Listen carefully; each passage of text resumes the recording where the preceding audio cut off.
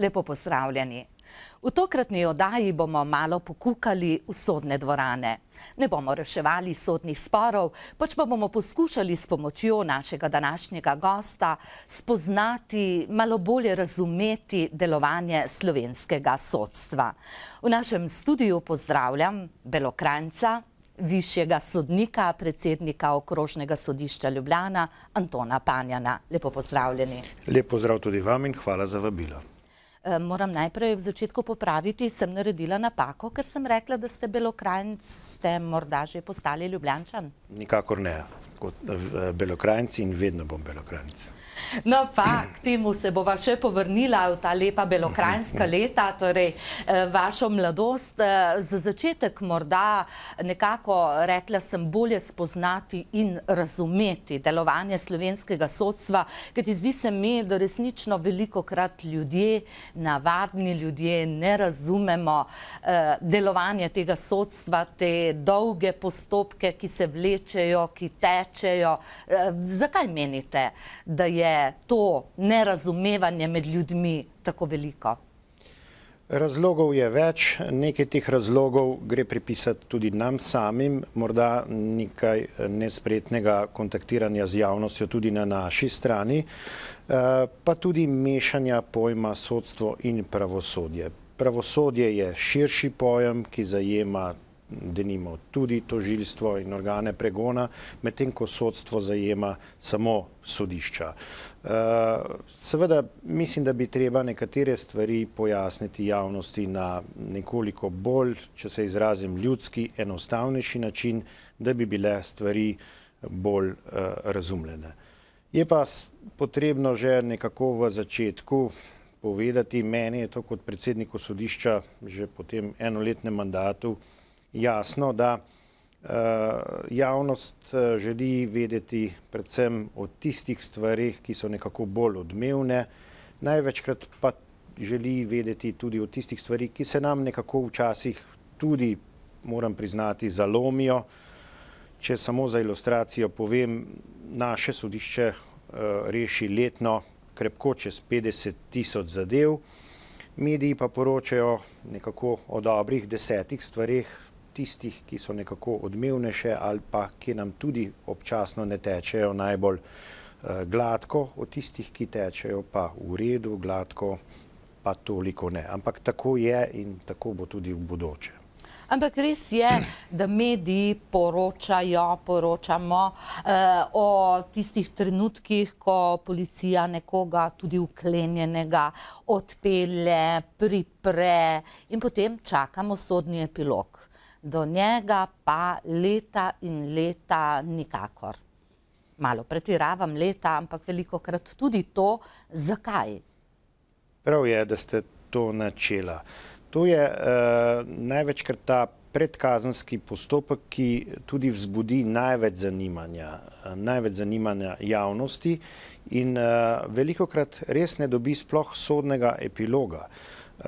Velikokrat te zadeve sploh ne pridejo do sodišča. Namreč treba je vedeti, vi zasledite celo poročila Ministrstva za notranje zadeve ali če poenostavimo policija reče, mi smo v tolikokrat sedaj omenjenem recimo preganjanju gospodarskega kriminala, sem v lanskem letu zasledil, da je bilo vloženih okrog 2000 kazenskih ovadb. Ampak treba je pa pogledati podatek, koliko je bilo vloženih pravnomočnih obtožb na sodišče. Šele potem se v bistvu ali koliko je bilo sploh preiskav opravljenih na sodišču, koliko pride zadev na sodišče. Tu je ta meja med organi pregona, se pravi policijo in potem tožilstvom in pa potem sodstvom v ožjem pomenu. Zato ljudje mešajo, to je še nekoliko morda relikt preteklosti. Vi morate nekaj vedeti, za nas je tožilstvo samo ena od strank, tako kot je stranka ta osumljeni, obdolženi in njegov odvetnik. Tožilec ima popolnoma enako vlogo. In jaz vidim, da tudi javnost še zmeraj nas nekako enači, saj ni niti čudno. Na simbolni ravni, če se spomnite recimo v Novem mestu, so bili dolga leta, še v času mojega službovanja, tožilstvo in sodišče v isti stavbi in tudi nekako na simbolni ravni smo bili nekako morda v očeh javnosti isto, vsi državni uslužbenci in zato jaz ljudi razumem, da so tako nekako pojmovali. Ampak je treba strogo ločiti. Morda je to relikt preteklosti, ampak sedaj je to strogo ločeno. Za nas je to navadna stranka in tožilec je tisti, ki mora poskrbeti, da bo do stvari dokazane, sicer mora sodišče izreči oprostilno sodbo, ne glede na to, kako ti je ta stranka simpatična ali pa antipatična. Veste, eno stvar moram poudariti, sodišče ne sme podleči težnjam medijev, ulice, še najmanj pa politike. In tudi za nas, kakorkoli se sliši, morda nenavadno, oprostilna sodba ni neuspeh sodišča. Velikokrat pa javnost to tako tretira in tudi meni velikokrat celo dobri znanci, ki so, lahko rečem, tudi izobraženci, pa mi kar rečejo v obraz, tudi ta vam je ušel. Nam ne uide nobeden, mi nismo organ pregona in to je konec koncev še edini garant, kakorkoli se to sliši, oprostilna sodba še edini garant pravne države. Nekdo drugi mora poskrbeti, da so vsi dokazi predloženi, sicer mora biti oprostilna sodba, ne glede, kaj si sodnik ali predsednik sodišča ali kdorkoli o takšnem obdolžencu in njegovi morali misli. Torej je neuspeh tožilstva. Ampak če sva že pri tem, potem menite, da je prav, da gre tožilstvo pod Ministrstvo za notranje zadeve, čemur smo sedaj priča? Ne, glede tega je pa pravna stroka enotna. Delo tožilca je le bistveno bližje, po naravi dela je bližje delu sodnika. Konec koncev tožilec je recimo v fazi preiskave tisti, ki je doslej in po sedanjih predpisih usmerjal celo delo policije, od njih zahteval kaj, tako da sodi v širši sklop tistega, kar smo prej rekli, v sklop pravosodje. Nenazadnje je takšno tudi stališče sedanjega ministra za pravosodje, dr. Pličaniča, in tudi to je kar enotno stališče sodne prakse. Je pa seveda takšno drugačno stališče sedanje koalicijske pogodbe, kaj se bo iz tega izcimilo, je pa seveda stvar politike, na to v sodstvu nimamo vpliva. Ampak tudi moje osebno mnenje je, da seveda sodi absolutno v ta širši sklop pravosodja.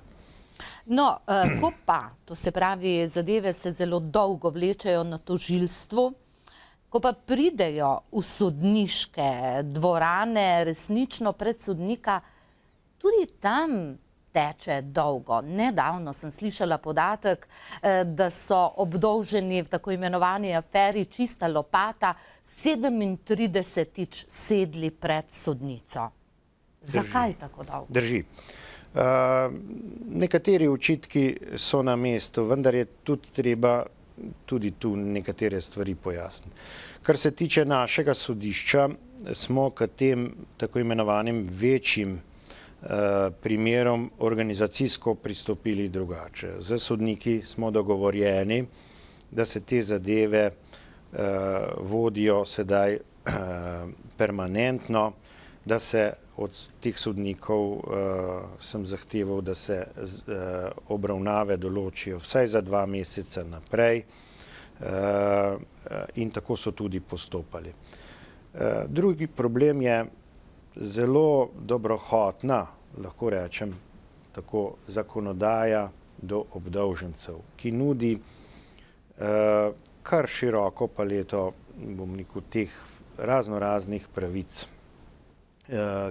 Potem je bilo tu cela vrsta zapletov konkretni zadevi z zdravstvenim stanjem, predvsem enega od obdolžencev, zdaj na koncu so že vsi zboleli. Druge obdolženke in tako naprej. Tako da teh manevrov se seveda obdolženci in njihovi zagovorniki spretno poslužujejo, kar vse vpliva na potek postopka. Morate pa tudi vedeti, da so ti nekateri postopki tudi dokazno zelo zapleteni, zahtevni, z dokazovanjem, z listinami iz tujine. Skratka, gre za zapletene postopke. Na teh zadevi je sodnica delala res permanentno. Moram reči, da je zadeva kar utrudila, da jo sedaj pripeljala tik pred koncem. Računali smo celo na zaključek v prejšnjem tednu, pa je šlo spet za eno opravičilo, ampak zadeva je res v povsem zaključni fazi, tako da, ampak gre samo seveda za en manjši del zgodbe v teh tako imenovanih tajkunskih zgodbah. Ja, ampak če že govorimo o teh velikih tajkunskih zgodbah, bojda še sploh niso prispele do sodišča in ko tako poslušam ljudi, večina je prepričanih, da obsodbe nikoli tukaj ne bo. Kaj vi menite? Glejte, tle so pričakovanja javnosti in seveda tudi gre za nek naprejšnja željo, vsaj tako željo javnosti po obsodbi. Že prej sem povedal, da mi temu ne smemo slediti ali podleči. Naši sodniki bodo seveda vezani samo na procesno zakonodajo in materialno zakonodajo in uspeh dokaznega postopka z ene ali druge strani, se pravi strani tožilstva, s strani obrambe. Naša stvar bo čim boljše organizirati te procese in da bodo tekli čim bolj permanentno. Tukaj moram povedati tudi, da je v lanskem letu prišlo do spremembe zakonodaje in da imamo zdaj tako imenovano specializirano skupino, ki deluje od junija lani, v katero imamo organizirane, lahko rečem, bolj izkušene, boljše sodnike. 9 jih je, tako da te zadeve tečejo sedaj hitrejše in jaz računam, da bodo te zadeve le stekle. Vendar so res po obsegu nekatere obsežne, zahtevne, zahtevajo na določena znanja in tudi te želje, pričakovanja javnosti, tudi politike, ki je zastavila, da bodo nekateri, da naj bi bili vsi sodni procesi na prvi stopnji končani v 6 mesecih, v najbolj zahtevnih zadevah žal niso realne. Nekateri dokazni postopki, ker bodo morali nastopati izvedenci, ker so dokazi konec koncev nekateri iz tujine, to žal ni mogoče. Še vedno bo potrebno nekaj potrpljenja in tudi zunaj, veste, ti postopki niso tako gladki. Ampak še zmeraj, da sem povsem jasen, še zmeraj so rezerve pri nas, še zmeraj tudi pri nas ne teče vse prav in tudi pri nas je določena krivda, da nekatere stvari ne morem reči, da jih ne moremo izboljšati in jih bomo morali. Predvsem na področju tega gospodarskega kriminala in pa sicer na področju reševanja gospodarskih sporov, ker imamo vsaj naše sodišče prevelike zaostanke. Ja, sodni zaostanki, to je že več let trajajoča zgodba v Sloveniji. Nedavno sem slišala podatek, da je menda v Sloveniji vsega skupaj 425 tisoč sodnih zadev nerešenih. Zakaj tako veliki sodni zaostanki? Morda manjka sodnikov? Ne. Torej to ni tako kot pri zdravnikih? Ne. Število sodnikov v Sloveniji na prebivalca, mislim, da je celo eno med največjimi v Evropi, če ne celo največji. Tako da število sodnikov se celo zmanjšuje in je trend zmanjševanja. Mislim, da moramo organizacijsko gre v drugo smer in tako je prav. Sodniki smo doslej preveč delali marsikatera tudi administrativna opravila, ki jih drugje v drugih državah delajo sodniški pomočniki in v to smer je potrebno iti, da sodnik samo sodi. Mi smo sedaj v Ljubljani prvi v Sloveniji, peljemo pilotski program dela na gospodarskem oddelku, ker bomo sodnike povsem razbremenili teh raznoraznih opravil, da bo sodnik delal samo na zadevi, da mu vse drugo pripravijo strokovni sodelavci in sodniški pomočniki, ne da bo sodnik zgubljal na teh raznoraznih opravilih, ki ne sodi res, ker je škoda imeti človeka s pravno fakulteto z toliko izkušnjami, da dela na takšnih banalnih stvareh, si pridobi svojo sodniško normo in ne dela več. Skratka, je cel kup možnih organizacijskih stvari, da se to delo znotraj sodišč izboljša. Zanimivo, vedno govorimo o sodnikih, tako nekako nasplošno. V bistvu imamo pa v Sloveniji bistveno več sodnic kot sodnikov. Vi nekako delate v ženski družbi.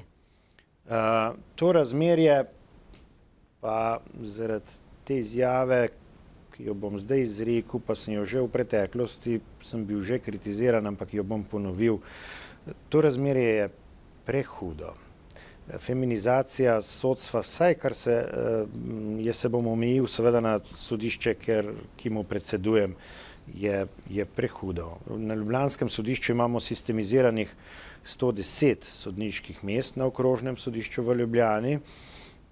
Govorim samo o okrožnem sodišču. Sicer pod to spada še 8 okrajnih sodišč, tako da mi imamo sistemiziranih 160 sodniških mest. Gre za velik kolektiv. Ampak, če govorim samo o okrožnem sodišču, imamo samo od 110 17 sodnikov, ostalo so sodnice. Se pravi, razmerje je le prehudo. Jaz pogrešam več sodnikov.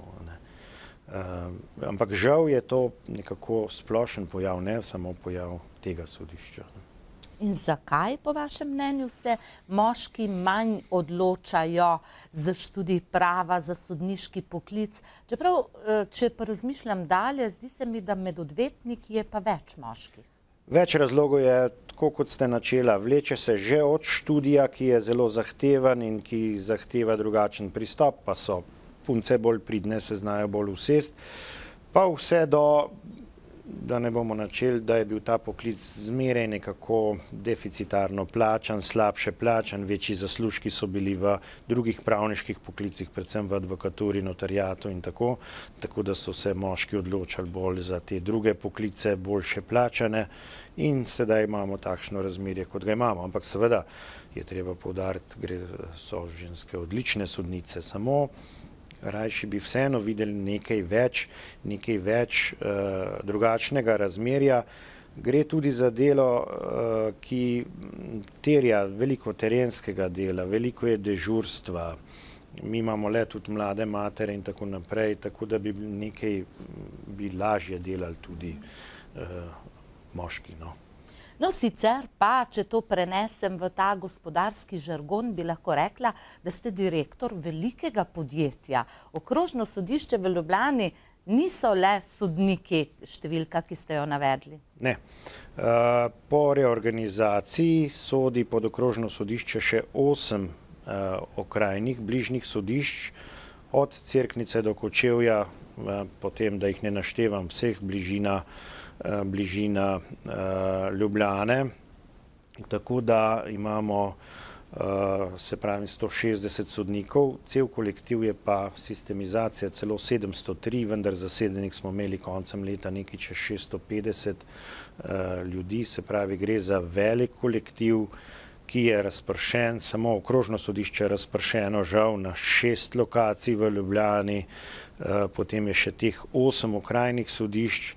Za 2 manjša sem v lanskem letu celo tedanjemu ministru Zalarju predlagal ukinitev. Gre za sodišče v Cerknici in Litiji, ker so te mreže že nekatere vprašljive, tudi z vidika racionalnosti. Seveda ta predlog ni šel čez, bomo videli, bomo poskušali pri novi oblasti, ampak bi bila potrebna tudi racionalizacija. Veste, to sodniki že za 2 sodnikoma in tako naprej je vprašljivo že, ali je to smiselno tudi z vidika stroškov in pa časi so drugi, ni problem se zdaj zapeljati na 15 km stran oddaljeno. Skratka, mislim, da je potrebna racionalizacija.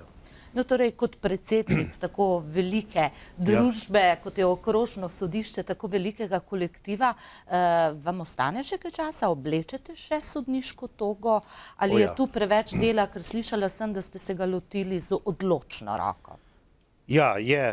Jaz še sodim, sicer bom rekel, bolj tudi zaradi lastne kondicije, sodim pa na dveh področjih, kjer so težave, tako da jih tudi na ta način spremljam, na gospodarskem področju in pa na družinskem področju, ker imamo na obeh področjih nekako po moji oceni kar prevelike zaostanke, tako da tudi, bom rekel, z lastnim občutkom zaznavam, kje so težave.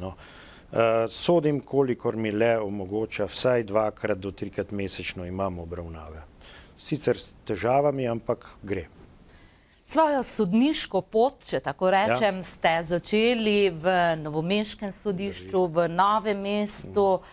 Mislim, da je to ena izmed fotografij ob slovesu. Pogrešate kaj te čase ali pa kolegice iz Novega mesta? Ja, to je fotografija deklet z mojega oddelka. Sem bil 10 let vodja oddelka gospodarskega, to je ob odhodu. Vedno bom imel lepe spomine. Tle lahko rečem, da sem se naredil kot sodnik. 16 let sem bil sodnik v tej stavbi. Na to sodišče bom res imel lepe spomine. To je bilo tudi sodišče, ki je bilo urejeno, ker sem se naučil delati kot sodnik, ker imam konec koncev res spomine tako na kolege, kot na, predvsem pa na spomin na urejeno sodišče, dobro vodeno sodišče.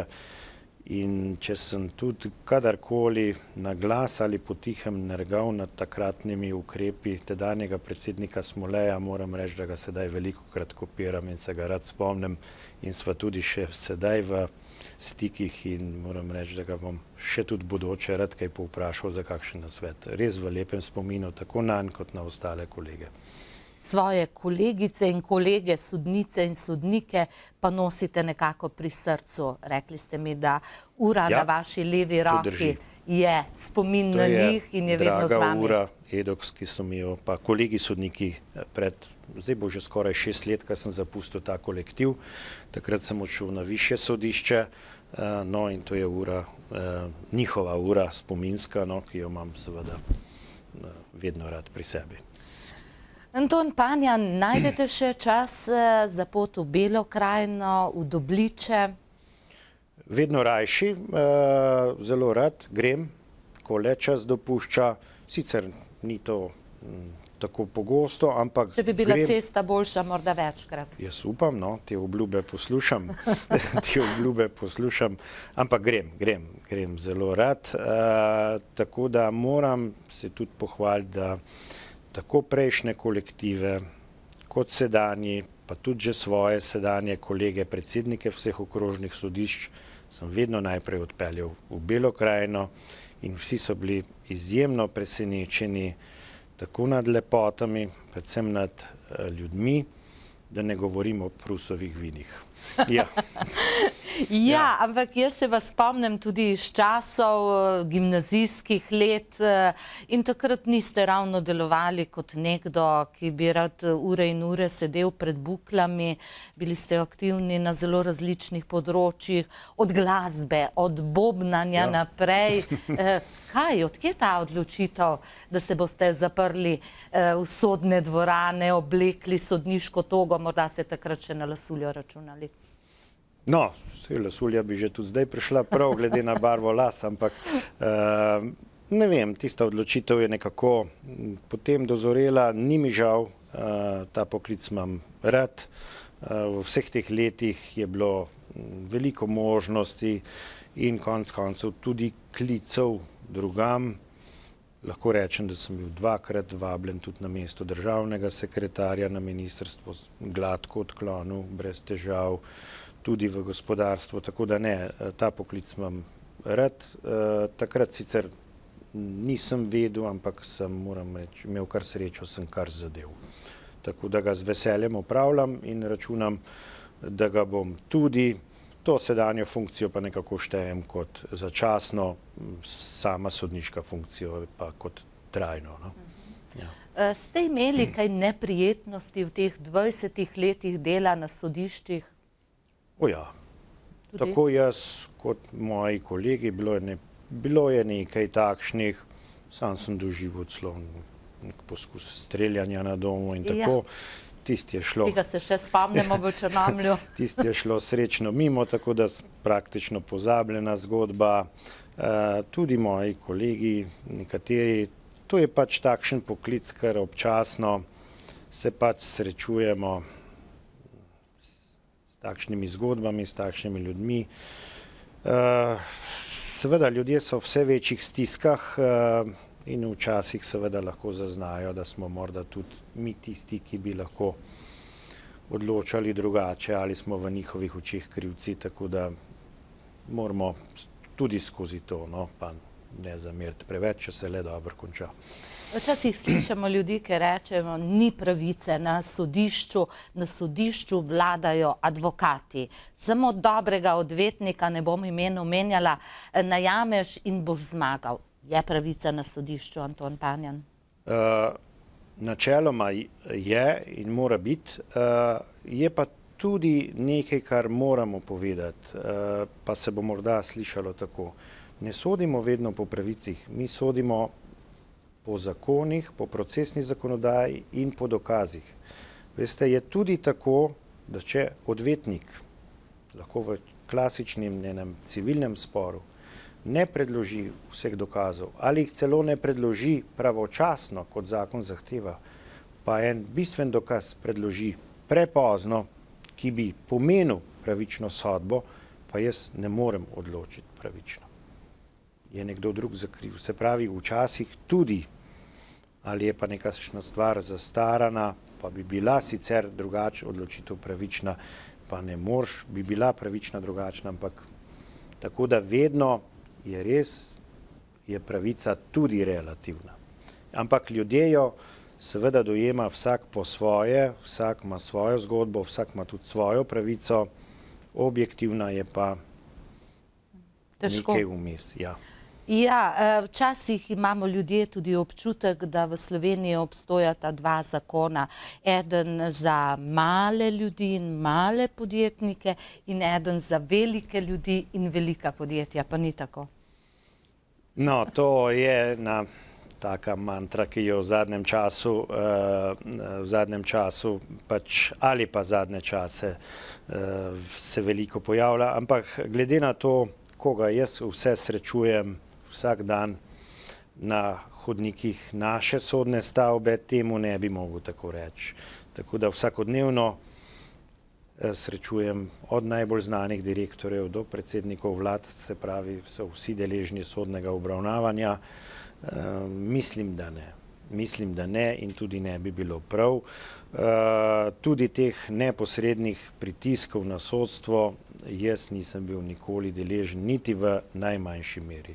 Posrednih pritiskov na nas, seveda, da moramo rešiti več, da se morajo sodni zaostanki zmanjšati in tako naprej, te so pa upravičeni. Tega se pa moramo tudi mi zavedati.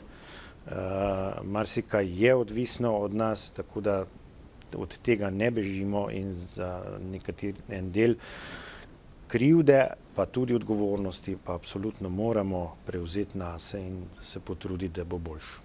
In tukaj se tudi spreminja, da optimistično končava najm pogovor. Ne, se spreminja, saj se sodni zaostanki bistveno zmanjšujejo. Konec koncev, če se vrnem samo na svojo preteklo polzgodovino, saj ko smo delali v Novem mestu, mi smo bili na zadevah praktično že popolnoma na čistem. Na določenih zadevah je bilo novomeško sodišče popolnoma na tekočem, tako da so določeni odvetniki že dogovarjali pristojnost tega sodišča za primer spora. Ljubljansko sodišče pa je res določena specifika, ker se nabere cel kup od že zakonskih pristojnosti, da ne govorim, je res nekoliko težje in po obsegu in po nekaterih vrstah sporov, tako da, ampak nas je pa tudi več in bomo te stvari morali pač popucati. Anton Panjan, višji sodnik, predsednik Okrožnega sodišča Ljubljana, hvala, da ste našli čas, prišli v naš studio in nam poskušali vsaj malo razložiti, da bi bolje razumeli delovanje slovenskega sodstva. Hvala in veliko uspehov pri delu. Bilo mi je veselje. Hvala tudi vam. Drage gledalke, dragi gledalci, vam pa le še hvala za pozornost in lep, prijeten preostanek večera.